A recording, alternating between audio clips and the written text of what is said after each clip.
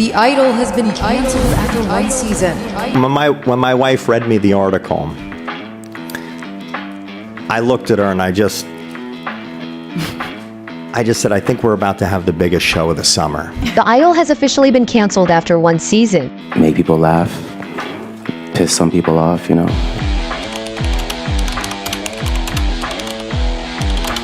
Before we begin, I would like to make it clear that this video is in no way, shape, or form a hate video. I'm not hating on any of the parties mentioned in this video, as it's for educational and entertainment purposes only. If you disagree with my opinions, that's perfectly fine. In fact, I'd love to hear your opinions in the comments below, but please make sure to keep it respectful. Also, this video contains spoilers. Without further ado, let's begin. Well, HBO has officially canceled The Idol after one season. I can't say I'm surprised, however, I'm weirdly kind of disappointed. Hear me out. If you watched my previous video about The Weeknd, you would know how I felt about the show. Although the show didn't land well with me along with the majority of its viewers, I believe there was a lot of potential. For one, the show had a star-studded cast including Lily Rose Depp, The Weeknd, Jennie Kim, and Troye Sivan. They also had HBO's biggest moneymaker Sam Levinson taking over after the departure of its original director Amy Simons. According to Variety, the cast and crew of The Idol had very different perspectives about whether or not the show was supposed to be a limited or continued series. Furthermore, HBO itself did not have a clear answer to whether or not the show had potential for more than one season, even though they had a solid amount of viewers, which would typically keep a show running. Interestingly enough, in the same article by Variety, they shared that after the first 2 episodes, HBO decided to not share any viewership information about the rest of the series. Currently sitting at a 25% Rotten Tomatoes score and a 4.8 out of 10 on IMDb, it's fair to say that the majority, not all of course, of its audience did not react to the show the way it was intended. Lily Rose Depp stated that the sexual nature of the show was important to depict as we live in a hyper-sexualized world, and it's important to explore that aspect. And honestly, I agree with her. Especially in a show about the music industry, exploring the nature of its hypersexuality is important, and I believe that The Idol was trying to do that, but unfortunately failed. The root of the problem not only lies within the misdirection of the plot, but its characters as well. Let's dive into the ways that I believe The Idol could have gotten its point across and maybe could have made it to another season.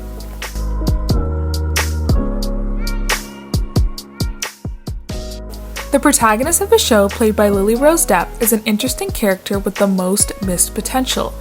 Her role in the show begins with the scene of her displaying different facial expressions. 1 second she's laughing, then she's angry, and then suddenly she's crying. Upon watching the scene for the first time, I was really impressed with Lily Rose Depp's acting, especially since this is the first time I've seen her on screen. Her emotional range was really impressive, and the first scene was a good way to foreshadow the fact that her character ends up being the manipulator. However, as the series goes on, we slowly start to learn that her character is a hollow shell. I do give credits to Lily Rose Depp. She was really good in this role and worked well with what she got. Everything I say about Jocelyn is about the way the character was designed, not the way she was played by Lily Rose Depp. Anyways, Jocelyn could have been a really good depiction about the life of a pop star who's been in the public eye since she was a child, and all of the drama and hardship that comes with fame. Her storyline about her abusive mother had so much potential and could have been so interesting to explore and added depth to her character. The show could have explained how the pressure of her mother is what led her to work hard, and how after her death she refused to work unless her mother was there. They could have really went into the effects of how her mother's death has contributed to the decline of her career. I know they were trying to imply that Tedros comes into her life to fill the spot of her abusive mother, and now he's the abuser who's pushing her to become creative again. However, when we know the ending of the show, this whole idea is ruined. Instead of exploring an interesting and coherent storyline, The Idol decided to throw this entire idea out for the sake of shock value. It's revealed that Jocelyn was the real manipulator this entire time, and how she faked the story about her abusive mother. But why? If she was lying about her mom the entire time, which we know she wasn't because she told Xander a long time ago, why would she wait until she met Tedros to reveal that it was all fake? We're left with a ton of questions. Why did she lie about her mom? What did she gain from any of this? What was the point of disregarding everything said in the past 5 episodes to end up making her the villain?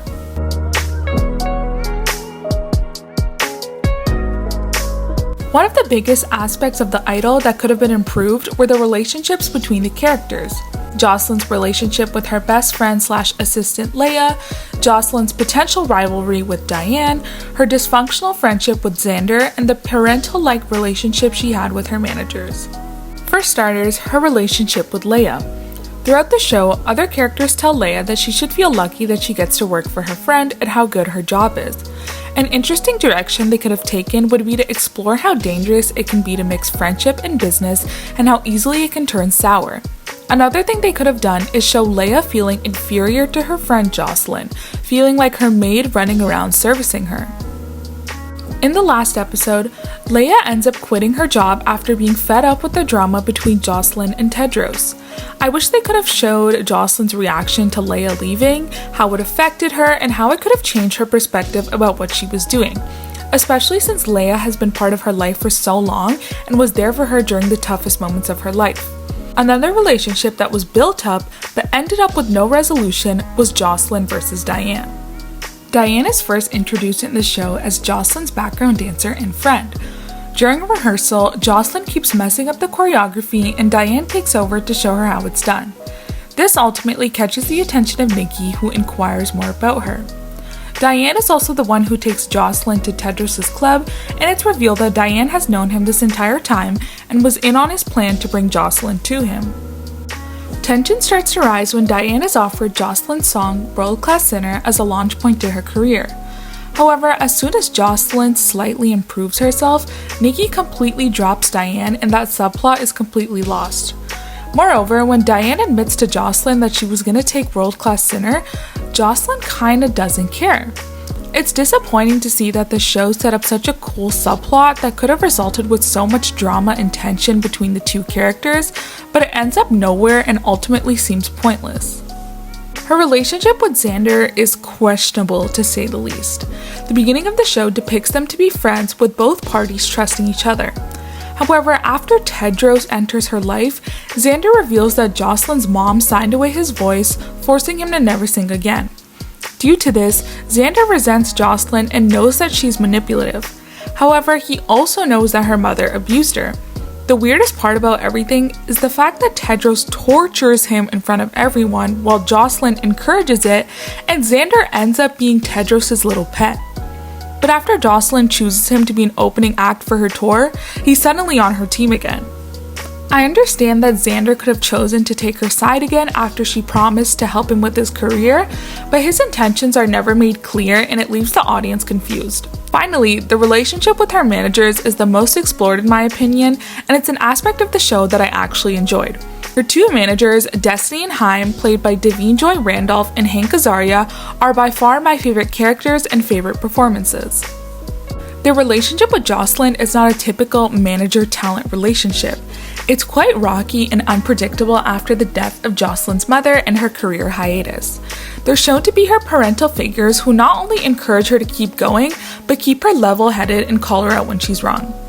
One thing that really makes me sad is the fact that we never got to see Destiny and Haim's real reaction to finding out that Jocelyn kept Tedros in her life after everything they did for her. Haim is the one who set up Talia's article to completely expose Tedros and ruin his life in order for Jocelyn to be free. Maybe they were setting up their reaction for season 2, but I would love to see the way Destiny and Haim would have handled it. Would it be their final straw? Would they have ended up walking out on Jocelyn? Would they force her to completely cut ties with Tedros, or would they give up trying to make her better? This concept would be really interesting to explore and could have added some much needed depth to the show.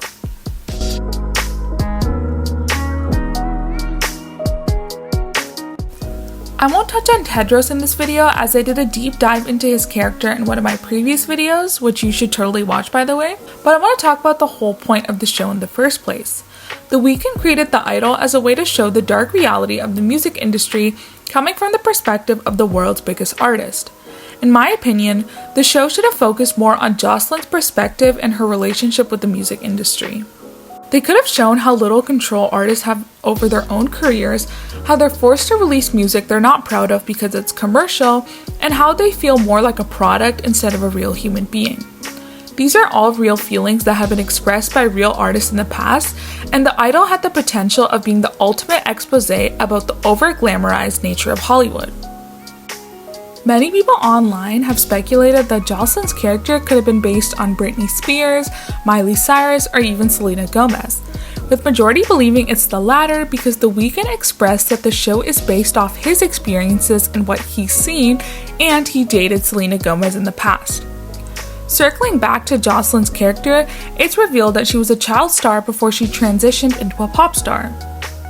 Another thing they could have explored regarding the idea of fame as a pop star is the lack of privacy. During her career hiatus, while she was suffering with poor mental health, how did the public react? Was she receiving support from the world, or were they tearing her down? If her character was inspired by someone like Britney Spears, was she exploited as much as Britney was?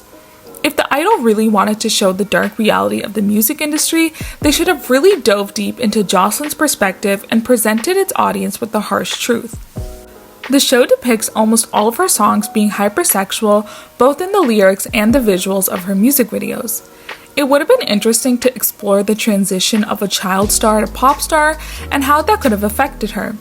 Many stars with the same trajectory in real life often say that they start making their music overly sexual to completely break out of their child star persona and to be taken seriously.